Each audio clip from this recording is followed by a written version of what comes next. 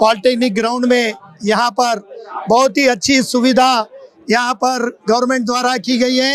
Special counters लगाए गए हैं, काफ़ी संख्या में यहाँ पर टेबल्स का भी अरेंजमेंट किया गया है। शानदार सवेरे उपमा चाय वगैरह का भी अच्छा प्रबंध है। दोपहर का भी लंच शानदार यहाँ पर अरेंजमेंट किया गया है। सब कुछ सुव्यवस्थित रूप से सुचारू रूप से गवर्नमेंट कर रही है।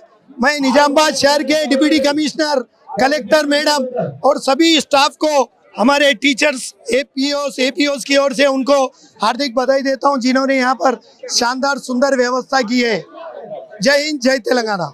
ఎలక్షన్స్ మున్సిపల్ ఎలక్షన్స్ అండి మాకు 2 ఫేజ్ లో ట్రైనింగ్ ఇచ్చారు. ఫస్ట్ ఫేజ్ లో థియరీతో పాటు మాకు ప్రాక్టికల్ గా ఈ బ్యాలెట్ బాక్స్ ని ఎట్లా చేయాలి, ఎట్లా సిచ్యువేషన్స్ ఫేస్ చేయాలి అనేది మాకు చాలా క్లియర్ గా ఇచ్చారు.